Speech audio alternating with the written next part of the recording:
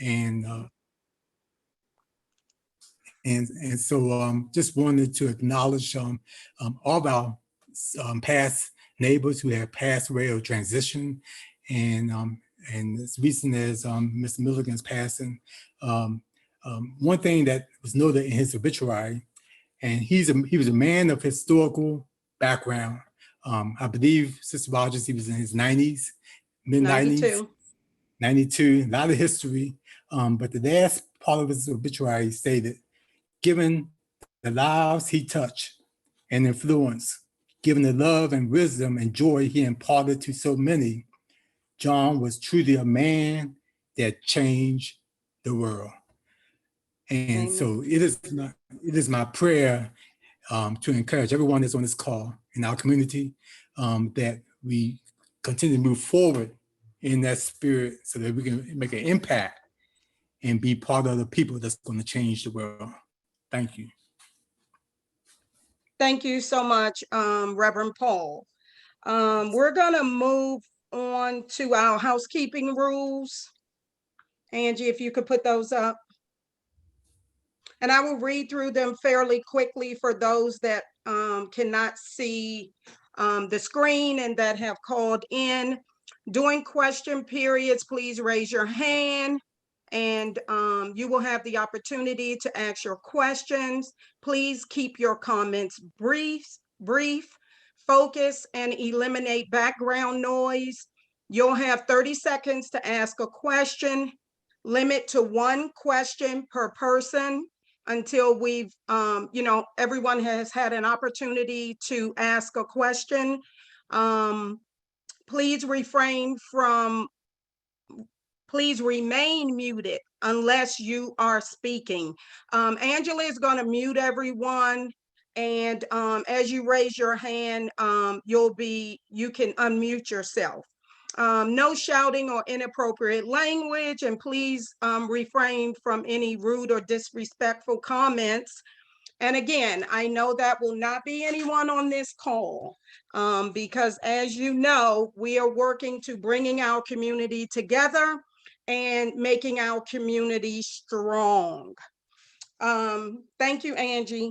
So we're going to get right to the agenda. As always, we want to be respectful of everybody's time. I do have a couple of quick announcements. You may, in the newsletter, LRCA has a couple of block associations that are under LRCA. We had one of them that was actually in the newsletter, and that was the Citizens Aware. They had elections on our October 13th, and Rabiha Mateen was elected as president. Vice president was Patrice Mimi Richardson. Treasurer was Yvonne Jefferson, and secretary was Pam Griffin. We also have another block association, which is the Lamond Community Action Group, and they had elections, and they'll have rotating presidents. So for from now to December, Lori LaRue will be the co-president along with Colin Johnson. And then the next 3 months will be Vicki McPherson. And then the final 3 months will be Marsha Lillian Blanton. And Mr. Blanton is the treasurer for that block association. So we want to say congratulations to all of those that were elected. All right. And now we're going to move on to the officers' reports, our minutes and our treasurer's report. For the minutes are always on page 3 of our newsletter. Hopefully you have read the minutes from our October 4th meeting. So we need to get the minutes approved. Can I get a motion to approve the minutes as they are written in our November newsletter? So moved. Yeah, second. And we got a second? Okay, so it's been moved and it's been second that we accept the minutes as they are recorded in our November newsletter. Angie, can you unmute everyone for a minute?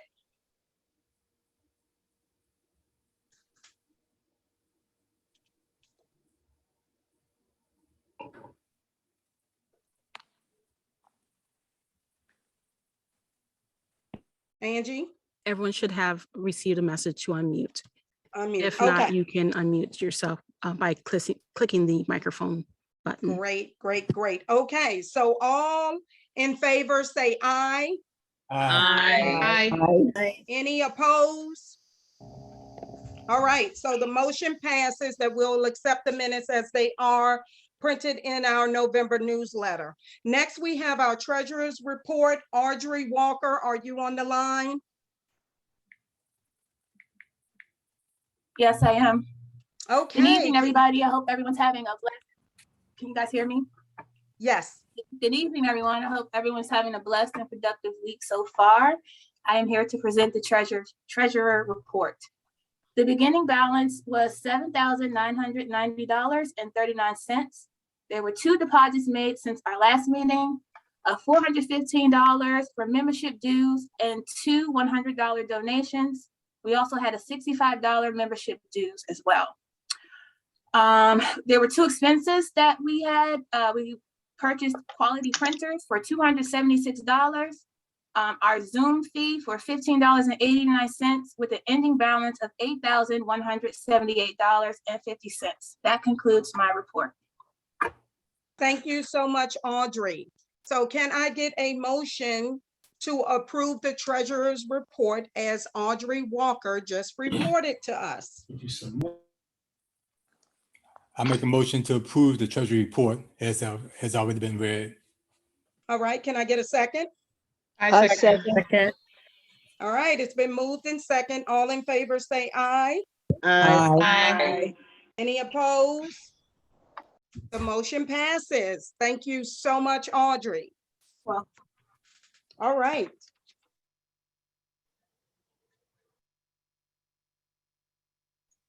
Robert, please unmute yourself.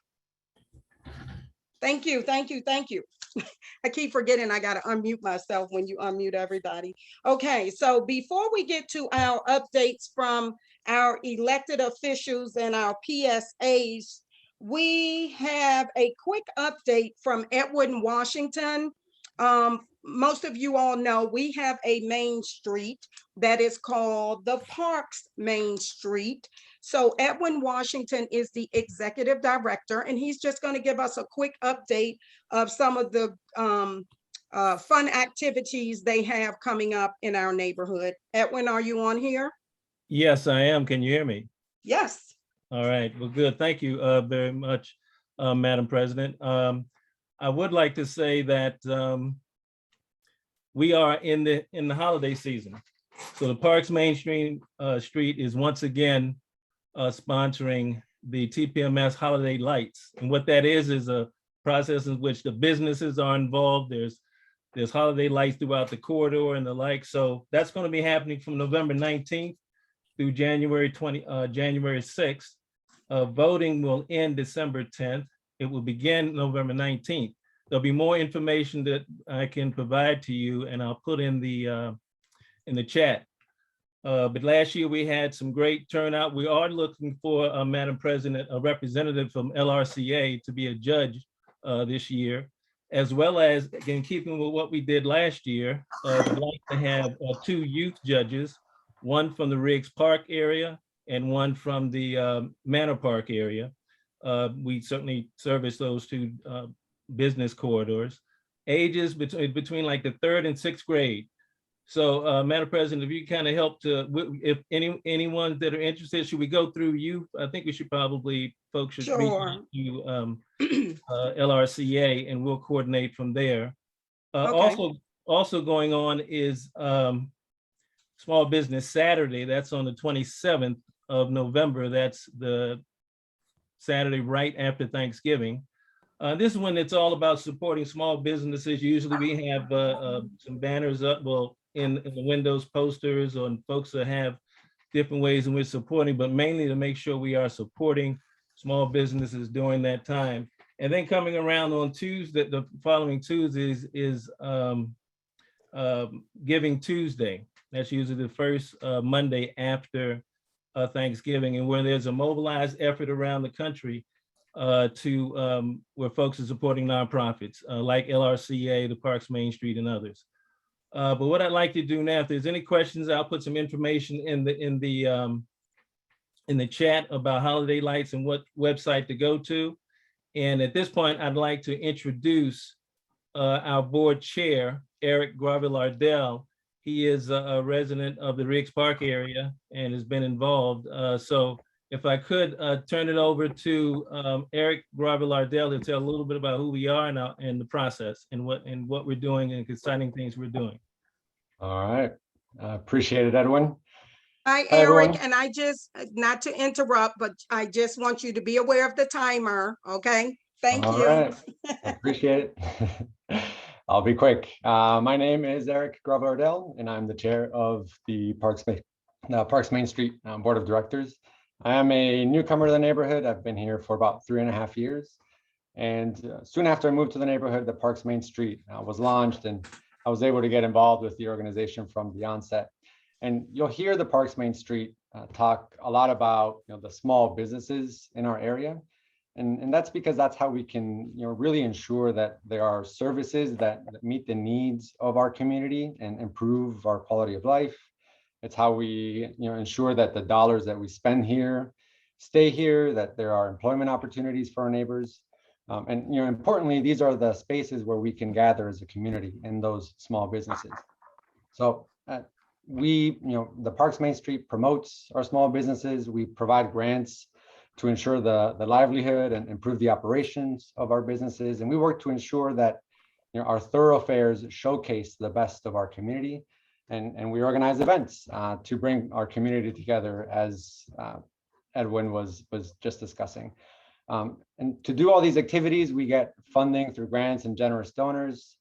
We have a great executive director, Edwin, that helps to execute many of our objectives, and we rely on the help and support from volunteers and board members.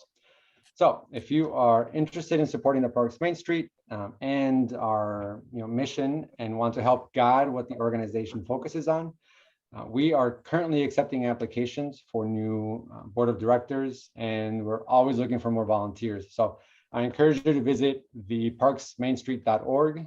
You'll learn more about what we do. You can apply to be a board on the board of directors or join us as a volunteer. We'll also be having our annual meeting on December 12th, which will be another way to connect with us, and we'll send more information on those details later. But on our website, theparksmainstreet.org, I'll drop that on the chat. You can sign up for our newsletter. You can get links to our social media, learn more about the events that we have going on, and join us on our board of directors and as a volunteer.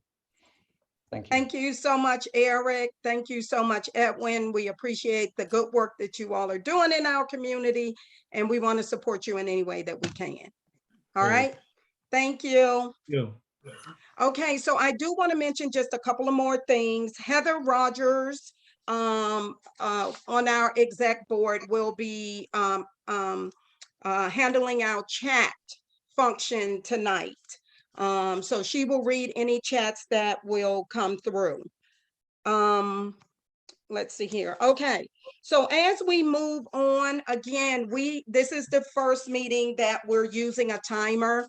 So I'm asking the speakers to please watch the timer. And we hope the timer will work well for us. Let's move on. I see that we have Council Member Janice Lewis George is on. We'll bring her on. Hello, Council Member. Hi, good afternoon. Hello. Good afternoon. So, and thank you for having me. I know today's conversation, Councilmember Alyssa Silverman will be doing a presentation and going through redistricting. I want to thank you for testifying at the Ward 4 redistricting hearing and how involved you've been in this process. And I wanted to take some time to just speak to where we are as far as redistricting and where we stand and where I stand as far as it goes. There have already been so many, thoughtful conversations on the forthcoming changes to our ward boundaries already.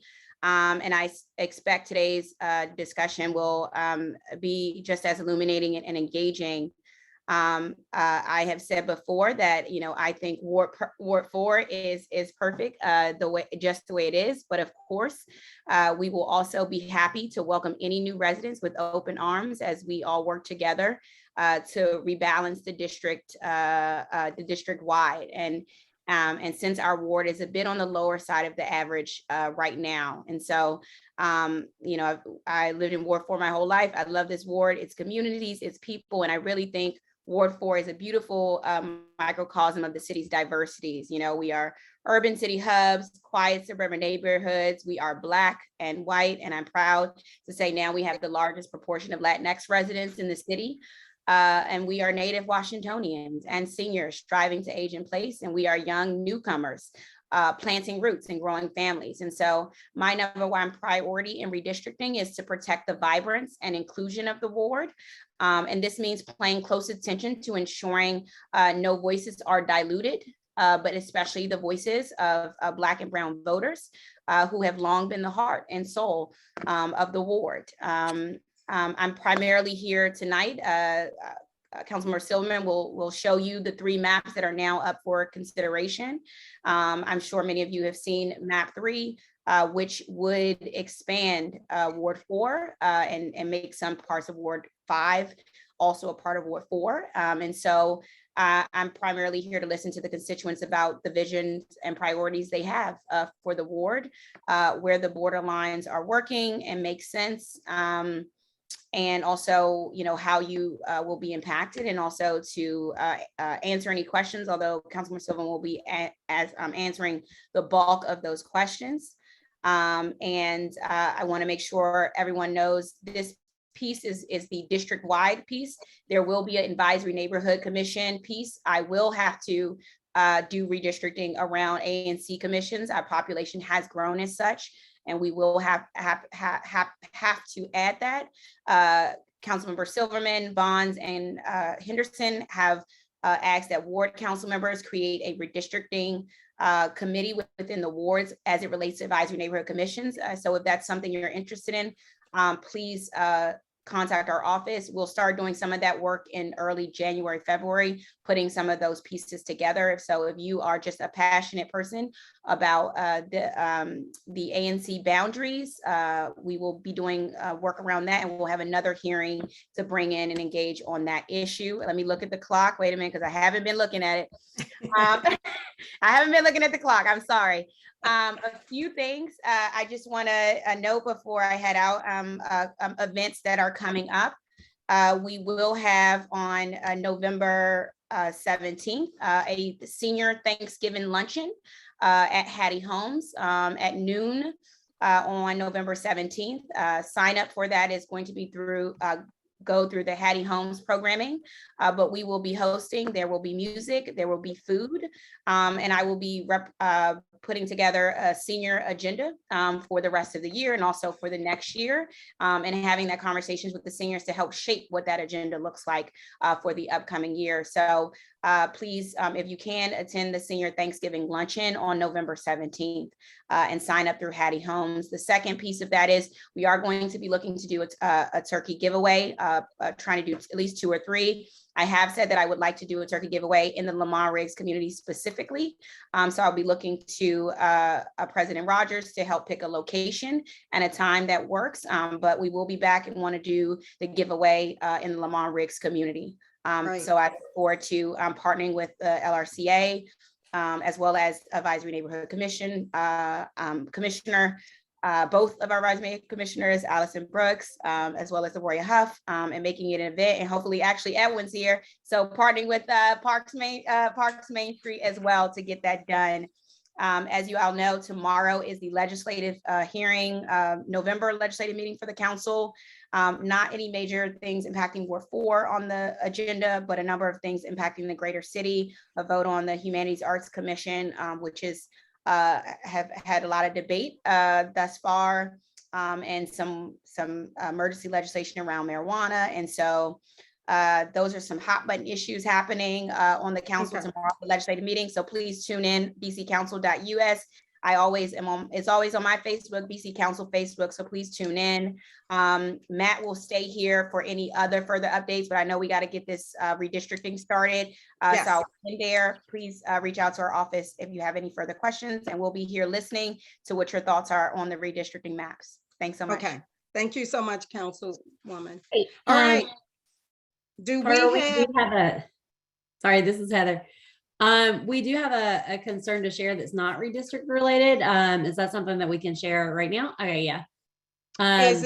is it for the council member? Yes, it is for the council member. Okay, yes. So I don't know who this is. I'm so sorry. Evault is the name.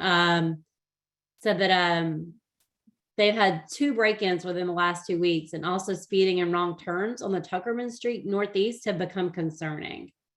So I think that's just something to share and make sure you and your office are aware of. Let me know the 100 block on Tuckerman, because I have been getting speed bumps throughout the community everywhere. Again, neighbors are like, you got a speed bump on my street. So we have been putting speed bumps everywhere. So give me the 100 block and Okay. we'll work on that. This is on 100 block. This is Okay. on 100 block of it's actually between 133 Tuckerman Street. And yeah, the speeding, and we've had 2 break-ins back to back. These are home break-ins have happened? No, car break-ins. And Oh, car. Okay. Okay. yeah. Well, we were hoping to have some Captain Terry on, so maybe you can direct that to Captain Terry when he comes on, as far All right, as thank break-ins. Thank All you. right, thank you. Thank you. All right, thank you. Do we have anyone on from Councilmember McDuffie's office? Okay, all right. Hi, we're Ms. moving- Rogers, I'm here. Oh, you're here. This is Jonathan McNair from, hi, how are you? I'm good. How are you all today? All righty, we're gonna start your 5 minutes. I appreciate it. Thank you for having me on. This is an important conversation on redistricting. I believe the council member will be joining as well, so he'll have an opportunity to speak when he does come on. And I just want to, preface it that Ward 5, we think the boundaries should remain the same. We love the community the way it is, and we're looking forward to having our Ward 5 and Ward 4 community of the Lamond-Riggs Civic Association stay right the same. So we're going to continue to advocate for that. And if you need anything from us, I'm going to put my contact information in the chat. But as I said, the council member should be on in a few minutes. And if you have any questions for me, I will be here until the end. Okay. Do we have any questions for Jonathan before we move on? Hi, Barbara. President. God, the name just went up. Rogers. Isn't it historically at one point part of Ward 4 extended past up into the park at Gallatin? Am I wrong with that? It's Galloway. It used to be.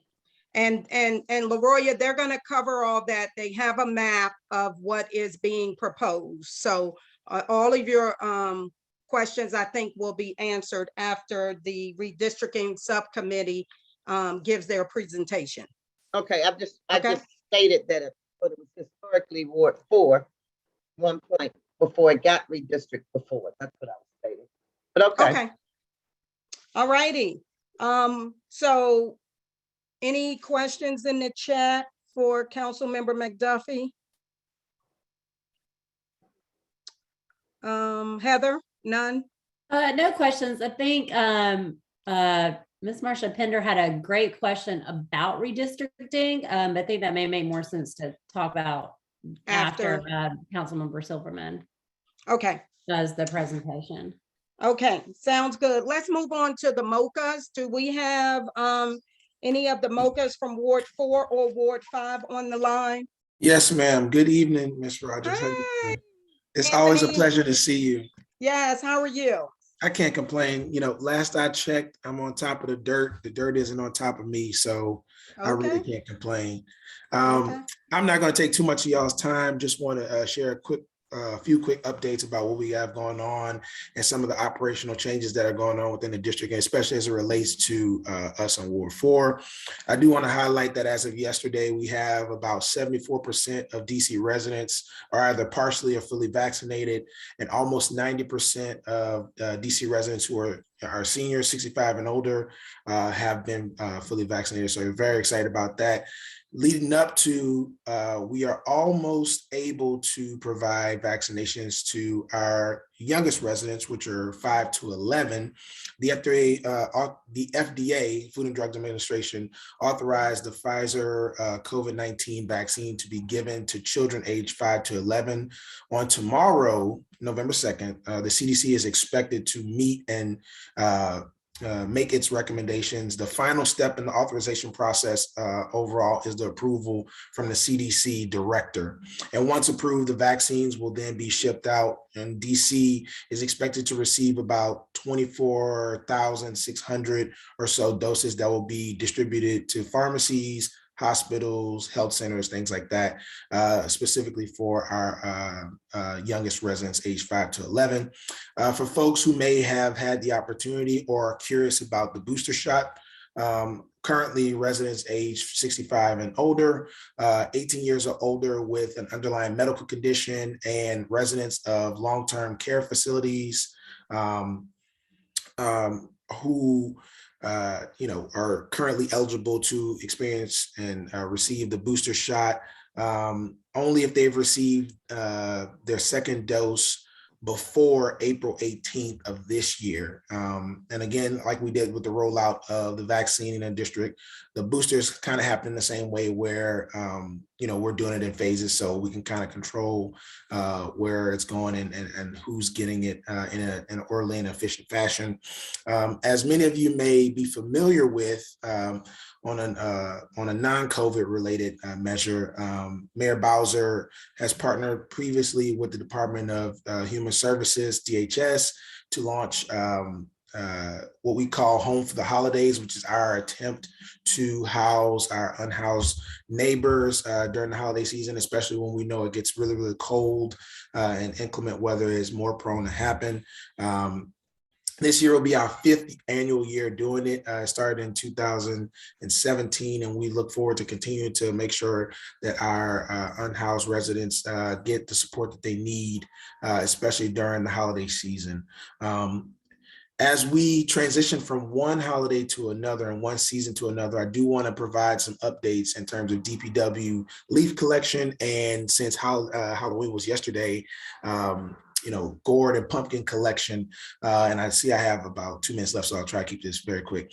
Collection will still occur twice in each neighborhood this year between today, November 1st, and January 15th for leaves. I'm sure many of you know how to do that, but if you don't, rake your leaves in the curbside tree box in the front, remove all the cans, bottles, sticks, all that stuff. You can download the My DPW app to receive customized alerts about leaf collection in your neighborhood specifically. Obviously, you can call 311 to have them fulfill the leaf collection request, and then you can leave those leaves in plastic bags and collect it, recycling in a separate bag so that can be picked up. And then finally, I want to mention about pumpkin collection. Ward 4 site is Uptown Farmers Market, which is at the intersection of 14th and Kennedy Streets Northwest on Saturdays from 9 a.m. to 1 p.m. Between May and this upcoming November 20th. You can drop off your pumpkins there for composting. I know that we just finished a whole bunch of jack-o'-lanterns and all kind of cool stuff over the weekend, so make sure that you compost and recycle those as accordingly. I will, of course, be around as usual for any questions that folks may have, and I'll be dropping my contact information in the chat as well. So I think I did pretty good. Left 17 seconds to spare. That's right. Thank you so much, Anthony Mitchell. Always a pleasure. All right, do we have a Mocha from Ward 5 on the line? Okay, we will move on to our ANC commissioners. LaRoya, did you want to start? Barbara, we do have a couple questions in Oh, we do? the chat. We do, yes. Okay. You can go ahead. So, I'm here. So. Wait a minute, LaRoya, hold on one second. She's gonna read a couple of things in the chat. we do have a couple questions. And y'all bear with me. I'm still figuring out the best way to ask the questions and the best time to ask them. So Mr. Thomas Blanton asked, and I'm not sure, Mr. Blanton, which council member this is directed to, but would the council member please explain what laws do or can apply to one ward and not all the others?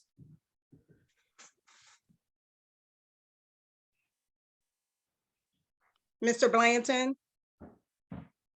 Mr. Blanton, if you could unmute yourself, I think, and explain. Can you hear me now? Can you hear me now? Yes, Mr. Blanton, we can hear What- you. Is the question not clear? She said, which council, well, we have our council member on the line. You just, We can wait till Jan- Silverman comes on. okay, all right, very good. And, okay, and you're gonna, Miss Mays?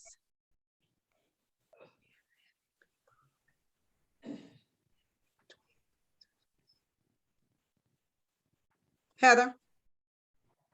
Unmute yourself. Thank you. Ms. Mays said, we have had a big problem with pit bull dogs in the alley between Riggs Road and Oglethorpe Street. How can we get something done about it? My health aide cannot get out because these dogs are roaming in the alley. The owners don't have a fence around their property. And these dogs are very aggressive and they've already attacked one of our neighbors with her small dog. Miss Mays, LaRoya, do you want to respond to that? Yes, and thank you, Ms. Mays, for your comment. I was called out on the last time, I happened to have been off that day. And so the Humane Society came out, MPD came out, reached out to Department of Health. My yard was affected too because the dog left poop in the yard, spoke to the owner of the dog who our community has had continued problems with, spoke to the homeowner. I think the next step for us to do is to do a petition, and I'll draft it, let people sign it, address the owner of the property. You were there when the animal rescue folks came out, and it was more like protection for the dog as opposed to people, and you were there to engage with the conversation about that. I do understand one day I was at work, block captain, and thank you, Mac, walked with the young lady to go in the yard to get the dog poop, but it was already gone. It is definitely a public safety issue. I feel like they've gotten a pat on the wrist more than 3 times. Like this has been about 5 times. So I think the next step is to do a petition and do some enforcement with the owner. She promised to do a fence. She never did it. So I think that's where we are at this point before anybody gets hurt. Okay, and Miss Mays is your neighbor, so I'm sure you all will work that out. Okay, so you want to keep going with your ANC report. Can we get the timer on, Angie? All right, I'm gonna fly through this. Let me see. Hello, everybody again. So DDOT will be out on Saturday, November the 6th. We should probably meet at 3rd and Riggs Road, where the Culture Coffee is, and do our walk down. I have an extensive list. Many neighbors have called in for things like signs down, larger signs. There's just a slew of things. I want to thank Anthony Mitchell for agreeing to come out. He's not sure if he can get DDOT to come out. Been kind of going through a situation with them. However, maybe that'll be one of the single member district meetings. So that's this Saturday at 10 o'clock, meeting at Culture Coffee, and we're walking with the mayor's office. Secondly, continued rat abatement has been occurring in our SMD. If you notice that you have more frequency of rodents and trash cans, etc., please reach out to me or your block captain who'll reach out to me. We'll continue to coordinate that. DCRA issues have been addressed on 4th and 5th Street respectively. And if you have any more DCRA issues, please let me know. I'm planning a job fair, coordinating at the rec on the 12th, will be next Friday, from 2:30 till 6. It'll be food service, retail, hopefully some senior jobs and returning citizens. So we want to engage that and let people know where and how to get help. Looking to do a coat drive on the 20th for the S&D, and I did have turkeys. I'm working on that, so I'm glad to hear that the council member's office is also working on that. Usually I have between 30 and 50. If people that you know need turkeys, let me know. And I'm thinking of doing my SMD meeting on Saturdays, based on my timeline with my work schedule and, getting my son out of school this year, hopefully he'll graduate. I think Saturday is going to be a better time for me. And so the public safety meeting, I know that we've had some issues with public safety. The most recent, I believe, was the shots of gunfire on Riggs Road, where 2 shells were recovered. Unfortunately, due to staffing, MPD could not be present tonight. They've got people who are out sick and out. So hopefully we can piggyback on that.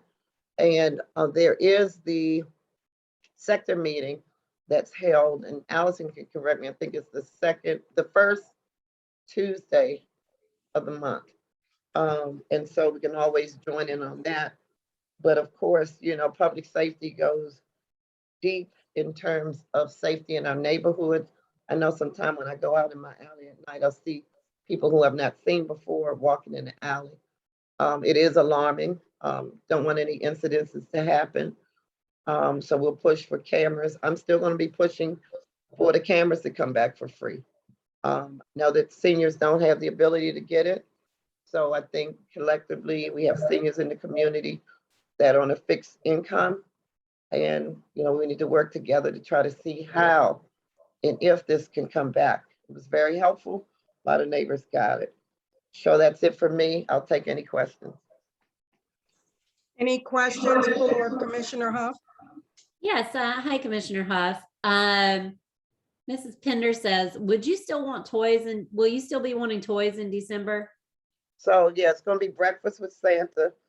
Again, hopefully we can get inside. Last year, I exhausted myself. I got 9 bicycles last year and a bunch of toys, and I was out Christmas passing them out. So hopefully the rec will be open. I'll reserve a date, and we will do breakfast with Santa. The Santa that we use is a resident of Riggs Park, Michael Bullock. So we'll move forward with that and identify who will cater the food. I do have a sponsor for some things. And I just have a whole big trash can of toys. I was giving out toys for Halloween, but no one came.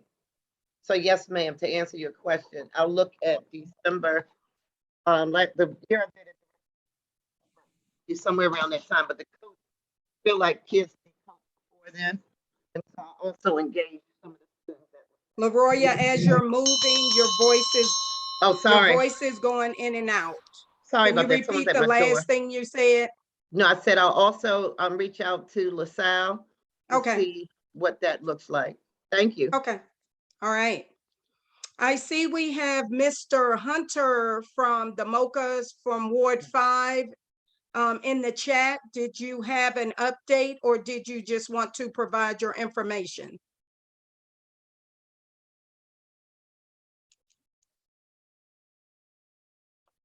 Mr. Hunter? Hey, President Rogers, I'll speak for him. He's Okay. actually in 2 meetings right now. Okay, no Yeah, problem. so he probably just hopped off to give Okay. updates to another meeting, but he Okay. is still here, and we'll both be Okay. monitoring. But he is in another meeting right now. Okay, well, if he gets out of that meeting, maybe after our speaker, if he wants to say something and we have time, we can definitely allow him to say something, okay? Absolutely, absolutely. All Thank you. righty. So is ANC, is Jeff Brongerman on? Jeff, are you on? Yeah, I'm here. Okay, how are you?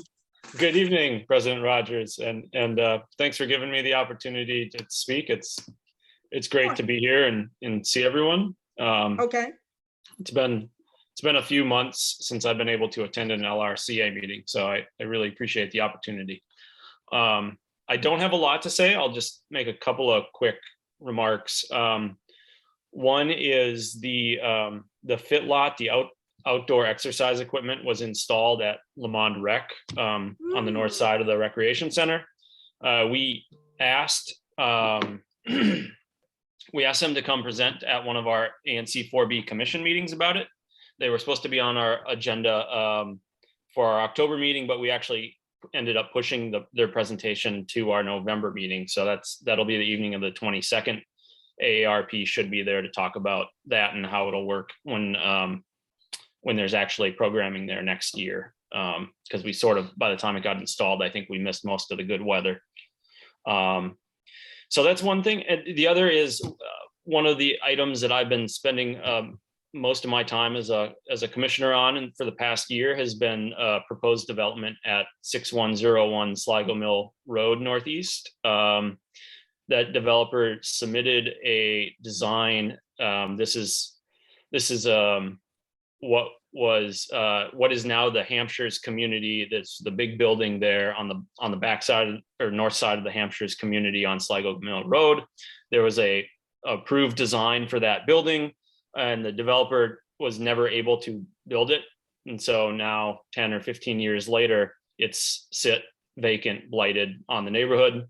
And the developer now has submitted a new design to the zoning commission to amend the previous design. So I held a meeting in September about that, as well as one in June. I was hoping to arrange another meeting about it in October, but ended up not doing that because the developer has since met with the Office of Planning and the Historic Preservation Office. They were hoping to tear down that building and build something new. The Historic Preservation Office has said, no, we are not gonna be okay with that. And so now the developer is trying to rework their design. So they are still working at it. It's my understanding that they will be ready to re-engage the community with a different kind of design. Maybe what they told me was December-ish. So meetings in December easily get pushed into January. We'll see, but I will bring them back to another community meeting as soon as possible, because I know it's a top concern for many of us. So I think that's all I have for tonight. But thanks for the opportunity to be here. And obviously, I guess I'm happy to take questions too, if there are any. Thank you. okay, thank you so much. Any questions? No questions. Okay. I have one. So Jeff, I'm excited that the outdoor fitness is there because I know health and wellness is very important. So that your field is not locked. So you're able to use it as long as it's light outside, right? I don't actually know the answer to that question because the one time that I walked past, it was actually locked up, and that paved area had never been locked before. But now that there's equipment in there, maybe. Okay. Yeah. So You're experiencing what we are. yeah, and I see Lori LaRue comment that it's always locked now. So I don't know why that is. They told me that even though it was installed, that they may have had to wait a little while for the concrete to set or something, but we're well beyond that. I don't know, but I'll try to find out the answer. Exciting. Okay. We had another question too, for you. The building that you spoke of recently, is it still scheduled to be apartments? I don't know what, I mean, that was, yes, that was their intention. When they go through and rework the design, I don't know what I haven't asked them directly. I don't know that they're far enough along for them to have an answer, but I have heard very clearly that people would prefer condos over apartments. And so we can continue to communicate that to the developer and see where it goes. Okay, thank you so much, Commissioner. All right, do we have Commissioner Damian McDuffie on the line? We do, President Rogers. Good evening, everyone. Good evening. How you doing Hello, how are today? you? Thank you. Thank you for having me this evening. And I wanted to take a second because I had to drop off your October meeting, but I wanted to congratulate you and all the other newly elected officials and board members and let you all know that if anything I can do to assist you all in your capacity, please don't hesitate to reach out to me. I'm always here.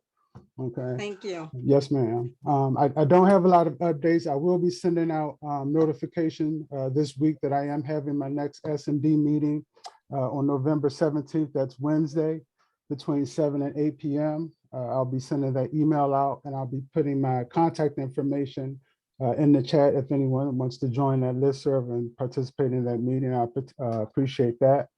And I also wanted to add, President Rogers, thank you for your newsletter. I did receive that at my home, and I wanted to see how I could add my contact information to that, just in case anyone wanted to reach me when they were reading that newsletter, ma'am.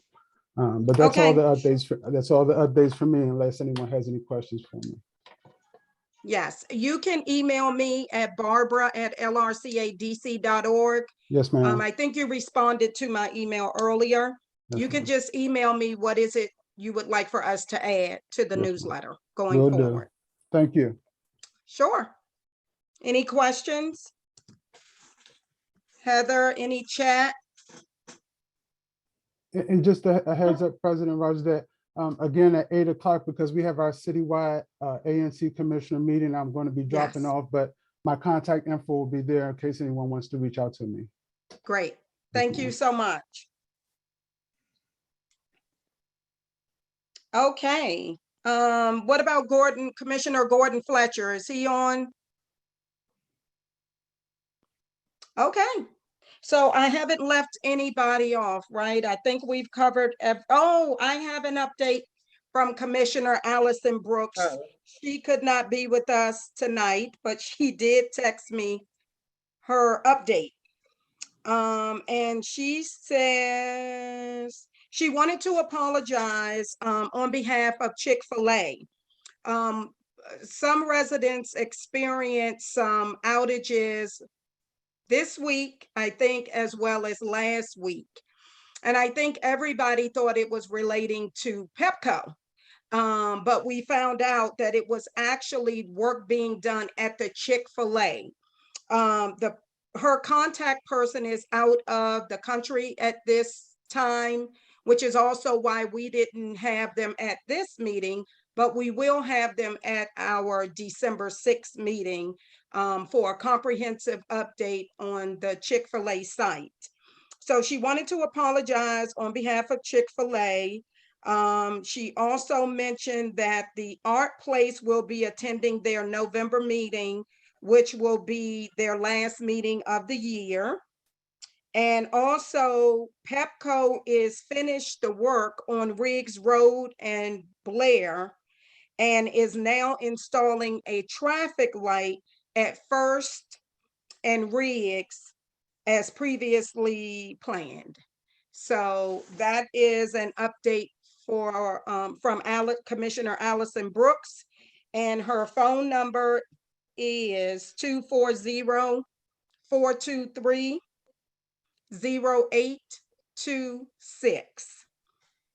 Okay, so now we're at I guess what everybody is on this call for, and that is to hear from the redistricting subcommittee. And the subcommittee consists of 3 council members: Elisa Silverman, Anita Bonds, and Christina Henderson. Council member Silverman, are you ready to start? I am, President Rogers. Good to see you again, and good Yes. evening to Lamond-Riggs neighbors. I am Alyssa Silverman. I'm one of the at-large council members, and Chairman Mendelson appointed me to be chair of the subcommittee on redistricting. So I see there are almost 90 people on this call. I'm piecing together, there's some interest in redistricting, which is fabulous. So I want to do a few things for you tonight. First, I know we have a lot of veterans of this process, and we have some people who this might be new. So I'm just going to give an overview about why we do redistricting. Then I'm going to talk about the principles involved, the process. You're the first group I'm speaking to after we have released what we call discussion maps. And then we'll talk about where we go from here. And I've been checking the chat for your questions. So first of all, why do we do redistricting? Well, it's the law. So every 10 years after the decennial census, the district by law needs to rebalance its population. So we have roughly the same amount of people who live in each ward. By local law, we need to be about plus or minus 5% of the average of the 8 wards. And we'll get into the math for those who like the math in a moment. Now, I think we do have a slideshow, and if Ms. I don't know if this is Heather or you, Ms. Rogers, or who's in charge, but if you can give some screen sharing privileges to Sam, Rose, and Amy, actually not to me, but to Sam, Rose, and Amy on my staff, who is on the call, then we will share our screen. We can share the screen. Yes, so while that we're, would be Angie. Okay, Angie, if you could share the screen with Sam, Rose, and Amy, I'd greatly appreciate that, because we are going to look at a few maps. So as I said, the North Star of redistricting is equal representation, that no one in our city has a smaller or larger voice in electoral government, in saying who's in their government, let's say. And so we rebalance the wards for that purpose. There are a few other principles of redistricting. One of the key principles beyond equal representation is that we need to make sure that we are not diluting the voting strength of minority citizens. So in the district, we want to make sure that Black and Latino residents do not have their voice weakened because of redistricting. We also want to make sure that the wards are drawn in a way that the boundaries are compact and contiguous. We're going to talk about that a little bit more in a second. So they just need to make sense. You might hear in other states about gerrymandering, drawing maps in these crazy ways that are supposed to accomplish partisan goals or goals of dividing groups of people, demographics, dividing Black voters, for example, so that they don't have a strong voice in electoral politics. So we don't have partisan issues as much as we just want to make sure that the boundaries make sense and that people aren't isolated from the other part of the ward. We also want to make sure that communities of interest are kept together. We commonly define this as neighborhoods. So neighborhoods, and I think this is going to be an issue for your neighborhood, that have identifiable institutions are kept together. We also like to keep census tracts whole. This is the way in which we collect information to make public policy decisions often. We look at census tracts, and that is how we collect, for example, demographic information about an area. It's not a hard and fast rule, but we like to keep these geographic units whole if possible. And finally, so those are sort of the big 5 principles. I would add in a 6th, which the subcommittee that does consist of me, Councilmember Bonds, and Councilmember Henderson added in, is what we would call ward continuity and stability. So we have had a very volatile 20 months with the pandemic. And it is the sense of the subcommittee that we don't need to add more instability and volatility by radically changing the wards this cycle. So that grounds you in how we're making decisions. Let me talk a little bit, and I want to thank Councilmember Lewis George for giving a brief overview earlier. She talked about how redistricting is a two-part process. It is. First, we have to redraw the ward maps. And then after we know what the wards look like, then we go to the ANC redrawing. And Councilmember Lewis George, as well as Councilmember McDuffie, depending on if you're in Ward 4 or Ward 5 at the end of the ward redrawing process, will then appoint task forces in each of their wards to spearhead the redrawing of the ANC boundaries. This gives you a little bit of overview. We already had both the Ward 4 and Ward 5 specific hearings. That actually gives me an opportunity to talk a little bit about the principles of our subcommittee. So for those veterans of redistricting, our process looks very different than in years past. And I'd say there are three big reasons in that we are focused on having a transparent process. That means it's open, not behind closed doors. An accessible process. Part of that is coming to see you tonight and making sure that residents have access and input and making sure that you're heard. And that's the reason why I'm here, because President Rogers invited me to come and I said, I'm yours on Monday night. So here we are. So there are a few big things we've done to try to help with the transparency, accountability, or transparency, accessibility, and making sure you, our residents, are heard. We have had 11 here. We're going to have 11 hearings total. We've had 9. As I mentioned, there are 8 ward-specific hearings. We already had the Ward 5 and 4 hearings. Coming up, we're having the Ward 6 hearing, and then a final citywide hearing on Friday. Those are on your screen. And the next thing that made redistricting very different is that we gave residents the ability to draw their own maps. In a collaboration with the Office of Planning, we have an online mapping tool. And I think if we switch to the next slide, that address is going to be on your screen, dcredistricting.esriemcs.com.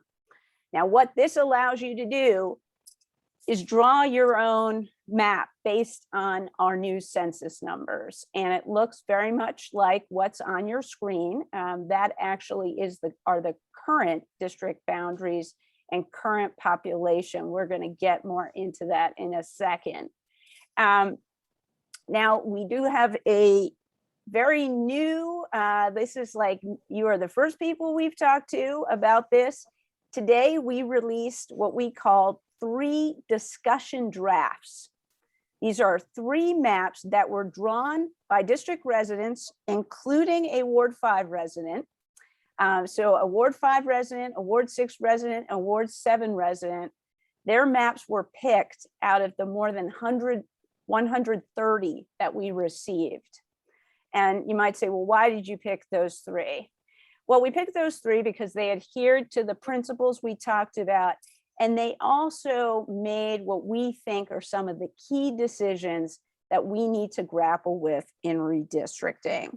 So before we get into that, I think next on our slideshow are the actual census numbers. Yes, great. So let's get into the numbers a little bit. So the district's official census count is 689,545 residents. That's what we need to base our rebalancing on. And the way we rebalance is we divide that number by 8, by our 8 political wards, and that comes up with the average, the mean for each ward, the average that we need to target for each ward. Before I get into that, I just want to mention a few interesting things about the numbers before you. So you can see the district grew at 14.6% overall, but the wards actually grew at different rates. And let's focus in here. Ward 4, for example, grew at 11.7, so fairly close to the average of the city. Ward 5 grew at 20.3%. So a little bit above that. Now let me focus you in on Ward 7 grew at 6.3%, Ward 8, 6.6, and Ward 6 grew at 41.9%. So keep those percentages in mind as we move to the next slide, which are the actual raw numbers and whether and what wards ended up being within that equal representation range and outside of it. So as you can see here, here are the raw numbers. Ward 4 ended up with 84,660 residents. Ward 5, 89,425. And that meant they were within the range. And the range is actually in the note below the table. So the range is 81,883 to 90,503. That means you meet the equal representation requirement. So as you can see, there are 3 wards that didn't. Ward 6 ended up being too large.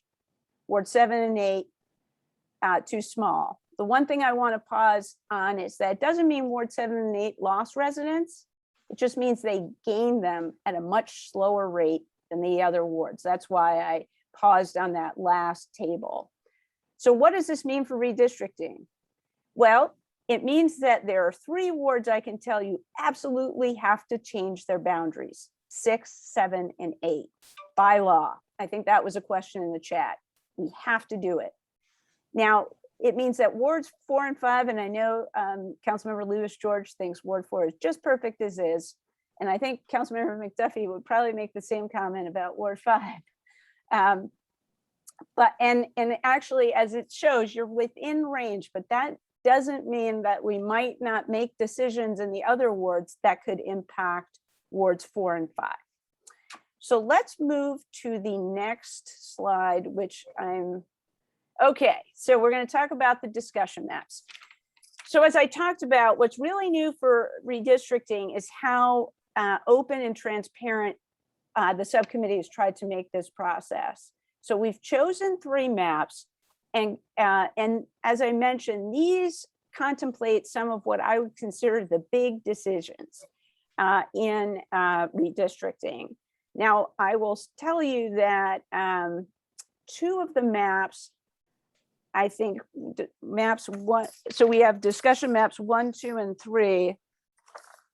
Discussion map 1 makes very minimal change. I think no changes to Ward 4 and only 1 change on the western side of Ward 5, so not near you guys.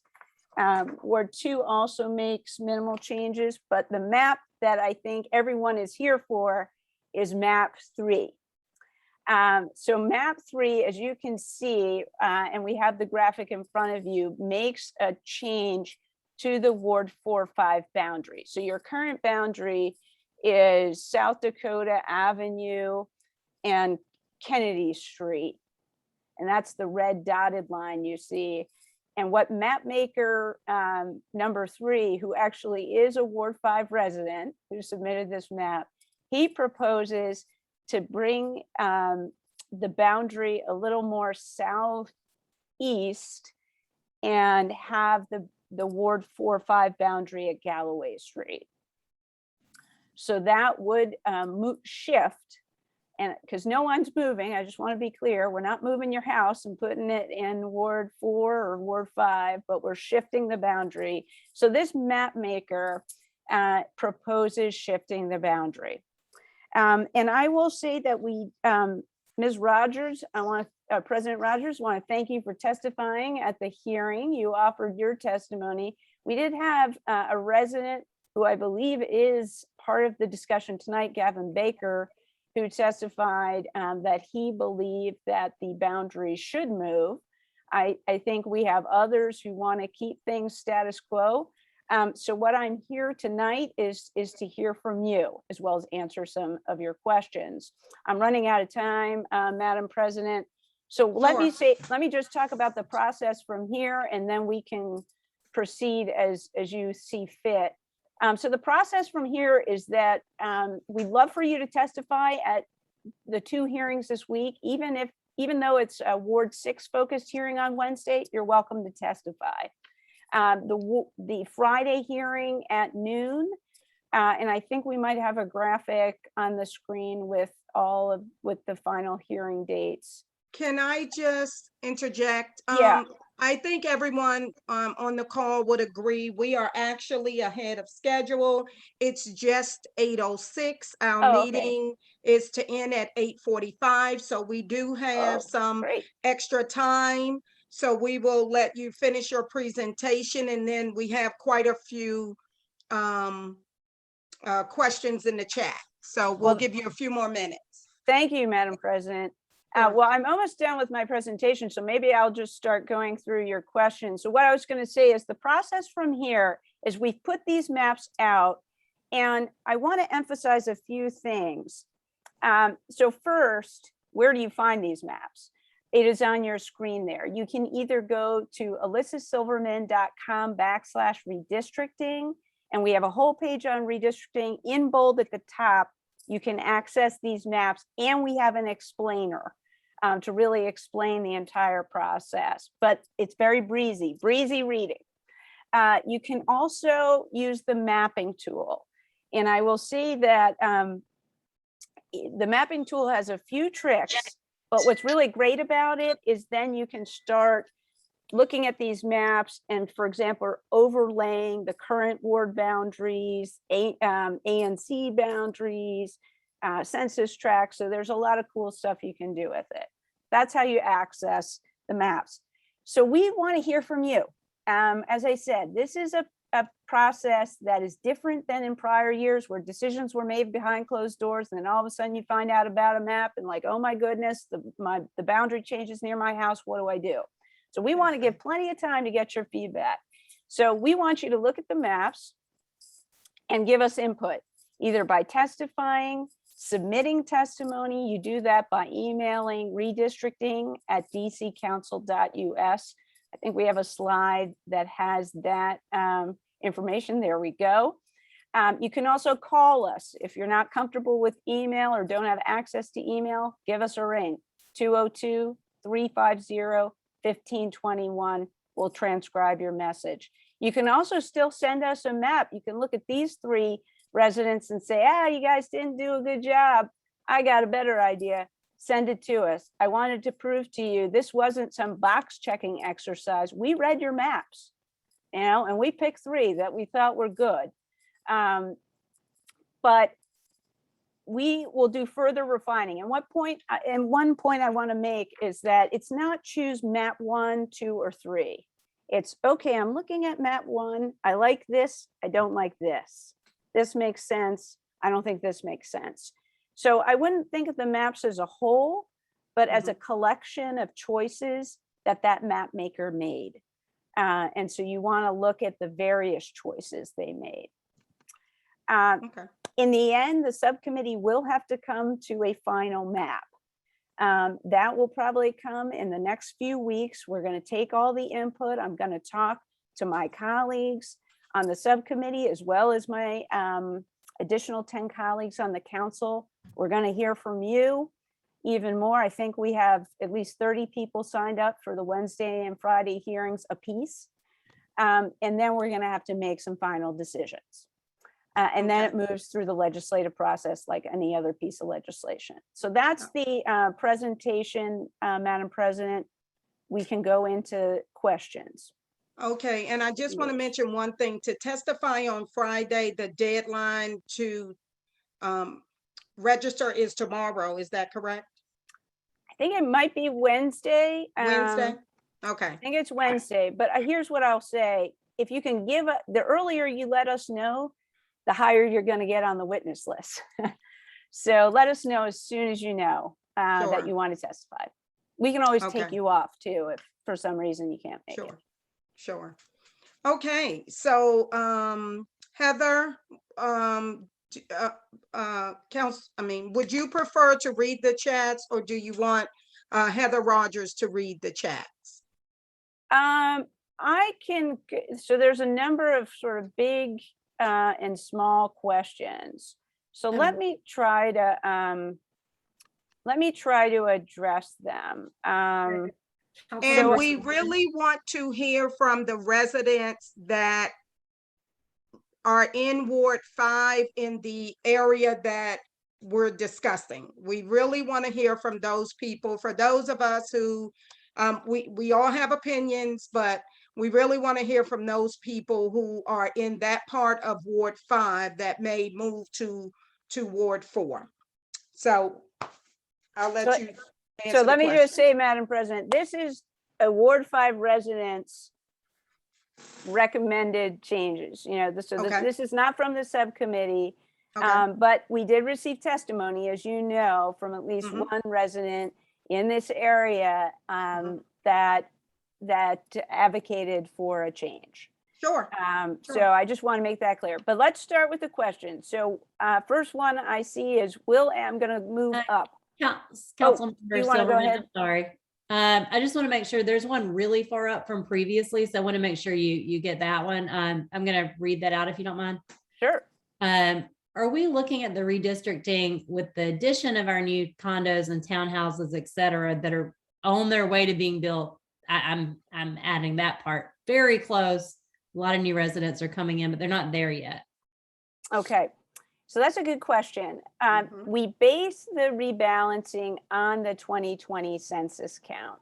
So if these are units yet to be delivered that don't have residents, they are not counted. So we base it on the 2020 census count. I will say that we can think about what future development is. And one point I want to make about the population of the wards is that Ward 5, some of you might have seen, is actually toward the top of the range, of the population range. It doesn't have much room to grow if we grew Ward 5. Ward 4 has a little bit more room to grow. If we added, if we decided to add residents and shift boundaries. Should I keep going, Heather? I think Thomas Blanton, who I know had a question that he asked earlier too. I'm not sure I quite understood it, but I remember he had, will the council member please explain what laws do and can't apply to one ward over the other wards? So there aren't laws that just apply to one ward.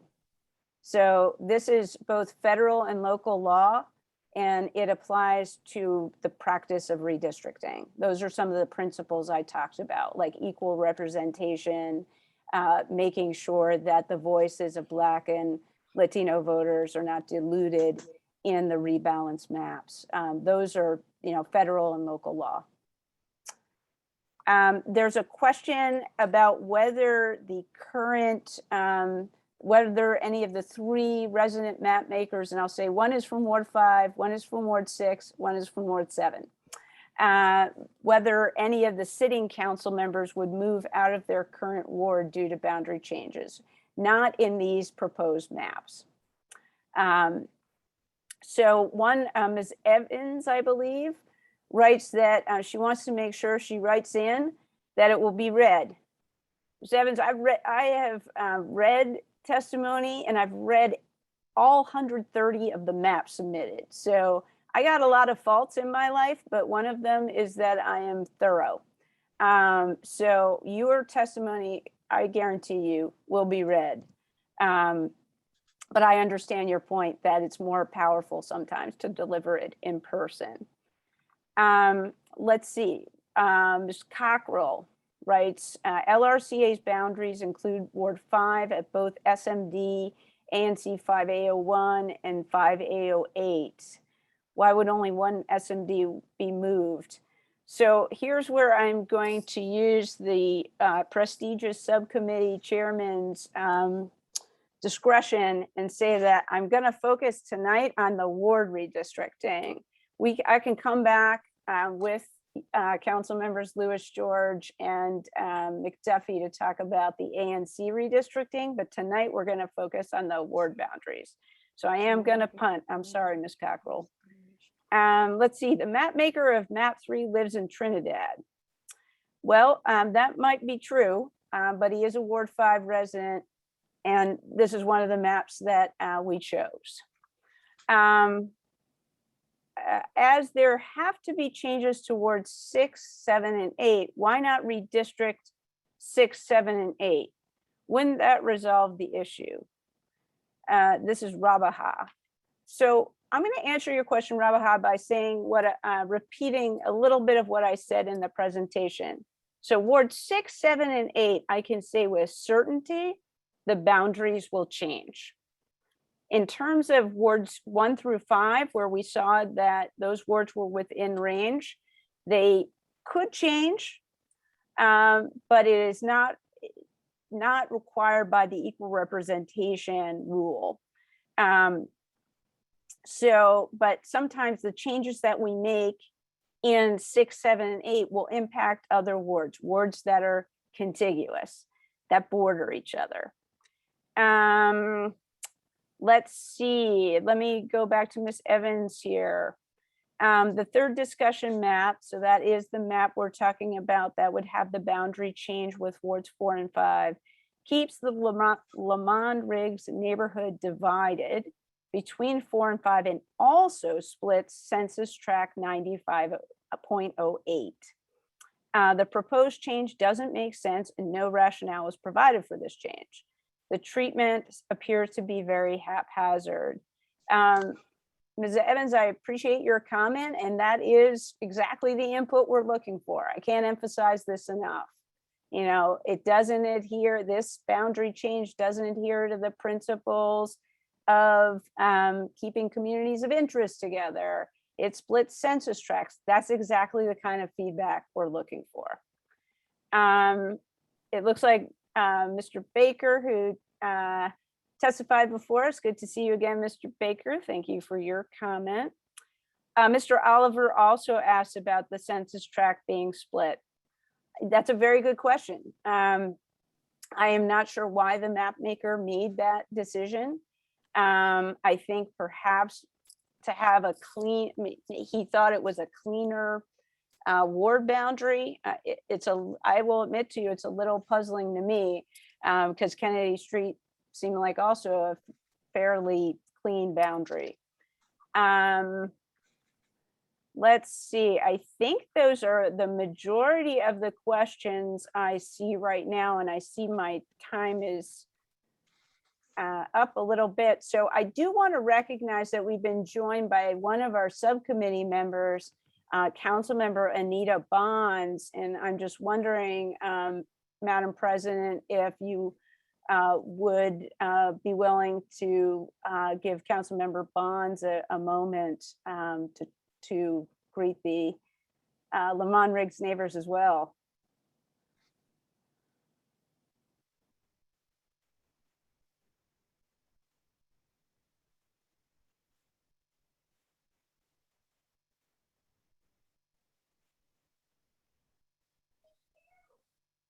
Councilmember Bonds, it looks like you're unmuted, so why don't I just give you some of the time given to me so we can hear from you. And thank you for being here. That's fine. Yes, I've been here since the beginning of the meeting, and I want to thank President Rogers for conducting such an orderly process.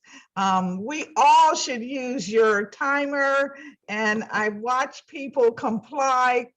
This is excellent, and this is the way it has been in your neighborhood for some years. I'm a little familiar with your neighborhood, and of course with the North Michigan Park area. So kudos to you guys for this. I just really wanted to look in and just get a feel for what you're most passionate about. And I'm reading the questions and understanding some of the issues, which, I mean, it does seem to me that if we are going to move lines in Ward 5 and 4, is it time for Lamond-Riggs to be in the same ward in A and C? That's a very legitimate question, because one of the things we want as a city is to have people with like kind of issues kind of together to make those decisions. So kudos to you, and I'm just here to listen, and if there's any insight that I can share, I'm happy to do that. But my work in the past has been at the ANC level, not at the citywide level. But I'm happy to be here with you. Great, great. Heather, did we cover all of the questions in the chat? I'm not. I see Gavin had a point, and Yushina Evans says Tisha's questions deal with the main question, which is why discussions of the northern boundary is keeping the neighborhood split between 4 and 5. That doesn't make sense. And so did we answer that question? My response, Madam President, is that's exactly the feedback we're looking for. Okay. Okay. Is that, I would go back to the principles that we talked about. Okay. Lamond-Riggs sees it's, so I think the question just is, is there agreement that we just want to keep the boundary the same? Or is there a way in which we can better define the Ward 4 and Ward 5 orientations in the Lamond-Riggs area? I know it's frustrating because the ANCs are tied in. I'll just say that if there is a change, then we're going to be redrawing the ANCs. And also because of the population increase, we are going to need to redraw the ANCs because by statute, by law, ANCs are single member districts are comprised of about 2,000 people. Right. So I don't, I know it seems like I'm punting or trying to avoid the ANC question. It's just that we really do have to deal with the ward boundaries first. But exactly your feedback, and I think several people have given that feedback, is what we're looking for. This doesn't make any sense. It divides our neighborhood, keep our community of interest together. And what's up with dividing the census tract? That's exactly what we want to hear. Great, great, great, great. Any other questions? Any hands raised? We have one more question in the chat. Okay.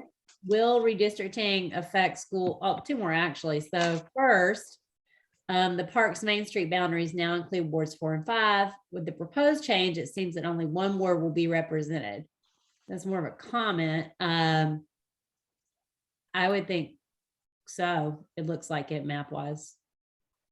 So that is something, I don't know if Councilmember Bonds wants to comment on this, but I think that is something we want to hear about. I will tell you, like I was speaking with a colleague who represents another ward, and the issue of where the main streets are came up as well.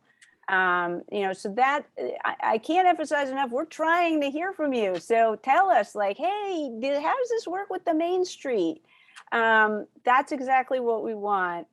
Let me talk about schools, and then just unmute when you're ready to jump in here, Councilmember Bonds. And I don't know if Councilmember Lewis George is still with us too. I'd be welcome to hear Councilmember Lewis George's comments. I just can only fit so many people on my screen. This does not impact your school boundaries. So school boundaries are going to remain the same after redistricting. The school boundary process is a separate process. And I think we will be revisiting the school boundaries, I think either next year or 2023. But that is separate from the ward redistricting process. Great, great, great. Do we have any more questions? At one point, I think Miss Marcia Pender had her hand up, but that was a little while ago. Yes, I don't did. see her now. Yes, I did. Ms. Ms. Pender, Pender, do you had a question? Yes, my question is, do you know the crime rate around the Galloway area that you're going to add to our area? So you're asking, looking at the crime rate and how that might factor into a decision? Yes. I don't know the answer to that question. I will say that that is not one of the statistics we look at. But if it's a factor for you, then I'd be happy to receive your testimony about it. Okay, thank you. Sure, thanks for the question. Any other questions? Yes, this is Denise Johnson, and I live on Galloway Street, and I kind of resent that question. But we do not have a lot of crime over here. Earlier in the year, we had car break-ins, but that was on our street and some of the surrounding streets. But that's about it. Great. Great. It looks like from the chat, Tisha said that that I didn't even see. Paquita Wiggins had a question also. Oh, yes. I asked about I asked if the redistricting would be impacting the hub zone.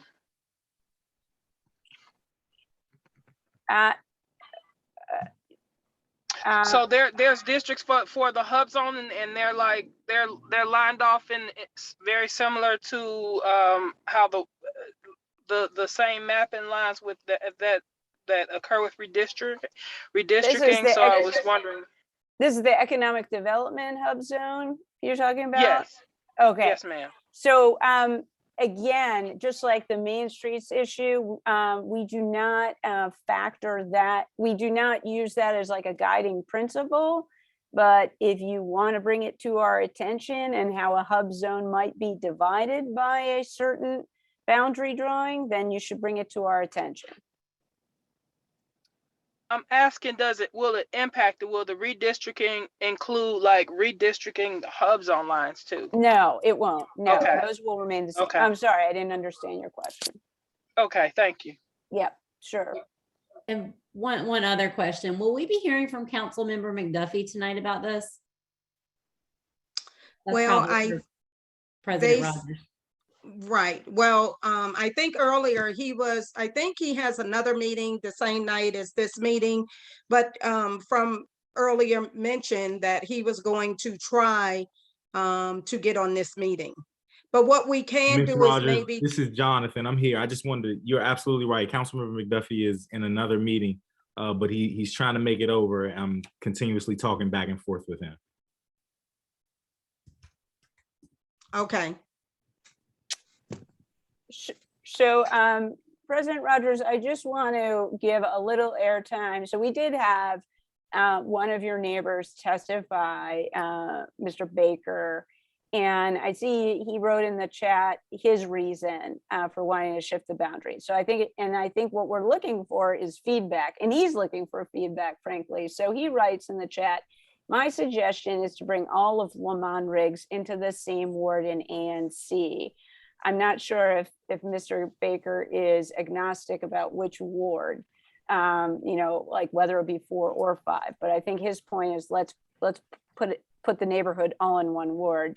He says map 3 moves the boundary south to Galloway from Kennedy, but our neighborhood actually extends a little further west to the red line tracks. If the boundary moves, I would urge that it keep the neighborhood whole, which means moving it west at least to the train tracks. But I would echo President Rogers that I would like to hear from residents in those areas what they think about that proposal.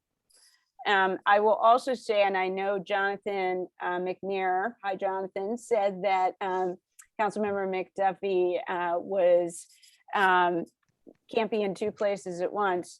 But I do believe the council member has said that he would support a status quo approach. And you can correct me, Jonathan, if I'm incorrect here, but I think he. Remember, you are absolutely right. The council member wants to see Ward 5 remain the same. Yeah, okay, I thought so. So yeah, so I think, and I think we heard from Councilmember Lewis George the same thing, that she would support keeping the lines, the borders the same right now. So, I want to emphasize again, this is a community process. A lot of people said to me, why isn't the council having a community appointed task force like Virginia has, for example, a citizen task. Well, this is kind of my approach to bringing a citizen task force to DC Together. redistricting, by listening to you and using your fellow neighbors' maps. You know, are they exactly what we're going to come up with? No, we're going to make changes. So I would emphasize that they had, I will just say to give some thanks to Mapmaker 3, and actually that map is behind me. The big move that Mapmaker 3 does is, because the big wards that need to change, have to change, are 6, 7, and 8. What Mapmaker, you'll notice in Mapmaker 3's map, he moves all of the southwest quadrant to Ward 8.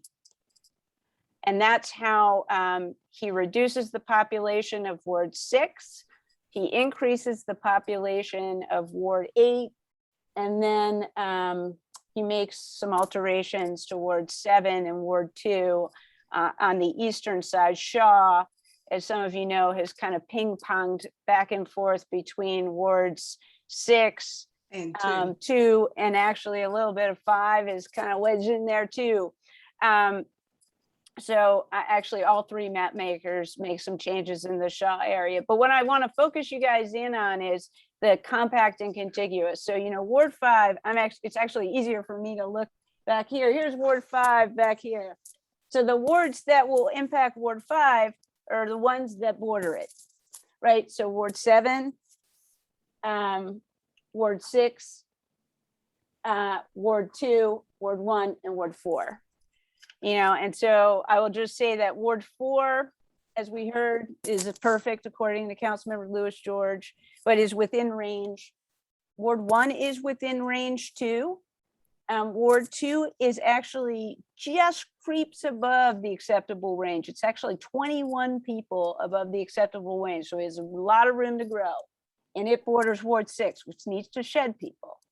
And then 7, we actually, in the Ward 7 hearing, I think it was Councilmember Bonds, right? We had some Ward 7 residents propose moving across the river to Ward 5. Well, that brought out, actually that brought a guest appearance from Councilmember McDuffie to our Ward 7 hearing. All of a sudden I was told Councilmember McDuffie's here. That I will say that I think there are, it's a strong opinion about the Fort Lincoln neighborhood that they should stay in Ward 5. So your neighbors to the south. But that's kind of, I just want to give you a flavor of that's what we're thinking about here. And you know, what happens in 6, 7, and 8 doesn't stay in 6, 7, and 8. It could impact everybody else. I don't want to take up too much more time. I guess Madam President and Heather, I'm happy to stay and answer more questions or let everyone, I don't know, enjoy their evenings. Yes, I think we've answered all the questions. So if you want to make a closing statement, again, we thank you for coming out. Thank you, Councilmember Anita Bonds as well. We really, really appreciate what you all are doing, and you will hear from us. You will definitely hear from us. Thank you so much. So I'll let you make a closing statement. Great. Well, thank you to the Lamond-Riggs neighborhood. It's great to have so many people involved in the process. This is what we want. So where do we go from here? We want to hear from you, either Wednesday at the hearing, Friday at the hearing, email us, call us, send a map that you think is even better. There are a lot of ways for you to get in touch. But I would say, especially for your neighborhood, we want to know. We want to stay the same. We want to change. We think the line should be drawn here differently. That's what we want to hear from you right now. Then in January and beyond, you're going to work with either Councilmember McDuffie or Councilmember Lewis George on redrawing the ANC boundaries. I want to thank Councilmember Bonds and Councilmember Henderson have been incredibly energetic partners in this process, and I want to thank them again, and I'll turn it over to Councilmember Bonds. Thank you, and thank you to the organization. It's a pleasure to be with you, and as I said earlier, this is a difficult task. But one of the things I learned when I was an ANC commissioner is that it always helps when you talk to your constituents. So don't be shy. You have a few days. Talk to your constituents that are in the areas that have been suggested might want to move a boundary or two, and just get some feedback as to what they may be thinking. You know, the task force that we are today cannot reach everyone. We try, but it's been skinny as far as turnout, to be very honest. And that tells us that, you know, this big city is not as aware as we'd like them to be about this process. But of course, having, as I said, serving as a commissioner, I know that when you get down to the single member district area, when you get down to the ANC, that's when everyone comes out and has an opinion. But reach out now, because these boundaries are very serious. And as you can see, there are 3 options that affect Ward 5 to some degree, and 4. And we want to make the best judgment that we can. And we can only do that if we hear from a good number of residents. We'll never hear from everyone, but let's try to hear from those that you think might be affected, might have an opinion, and please share it. And thanks so much for being energetic yourselves. Thank you so much. Okay, again, thank you, Councilwoman Elisa Silverman and Anita Bonds. We really, really appreciate you all coming out, giving such a great presentation. And if we don't have any more questions, we will say good night to everyone. Sorry, Yes. Barbara. Yushina actually asked an interesting question from Gavin. Gavin, why do you think the neighborhood should be in one ward? Not to put you on the spot, but if you'd like to just type it, you can do that and I'll read it.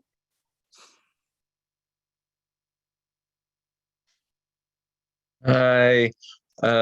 Well, as Councilmember Silverman said, you know, one of the goals of redistricting is to keep communities of interest together, you know, and the idea here is that people are a more powerful voting bloc, that they have a stronger voice with their elected officials when they are all together rather than when they are split up. And so, you know, my thought was, I wanted to encourage the neighborhood to have this conversation and to have this conversation with the council's redistricting subcommittee about whether we think it would be to our advantage to be all together in one ward. Would it give us a stronger voice? Would it give us you know, help us be more effective in working with our ANCs? Or, you know, is it fine the way that it is? You know, we work with 2 different ward council members, we work with 2 different ANCs, and we've got a way of doing it. So I appreciate President Rogers for inviting the council members, and for the council members for being here, and folks for sharing their views about which way, you know, they think it should be. I mean, I live right on the line now, so like that's probably why I think about it, because I look across the street, you know, I'm standing in the Great Ward 4 and I see the Great Ward 5, you know, across the street from me. So that's probably what made me think about the possibility that, you know, why is the line here as opposed to maybe somewhere else? Okay, great. And I'll just add in, Barbara, you're not the only neighborhood we're facing that discussion with. Councilmember Lewis George can tell you that on the western side of her ward, many of you know that Ward 4 goes across the park, right? And so there's a conversation there about, you know, some people want to go back to the way it was 20 years ago and reunite with Ward 3. And then some people are like, hey, we like being in Ward 4. And so this is, you know, it's like a tough conversation, right? But it's an important one, I think, to have out in the open. What's, you know, what do people think serve the community the best? Some people believe a split, and that actually community is interesting. They have a split ANC. So they have a Ward 3-4 ANC. And some people say it's great because you get the attention of 2 council members. And some people say, well, we don't have the focused attention of 1. So I think there's arguments to be made on both sides. I agree. I agree. Okay, if there's nothing else, the time is 8:41. And I will say good night. And I want to thank everyone on the call for taking time out your busy schedule to be with us. And I'll say good night. Good night. Good night, great meeting. Good night. Good night. Night.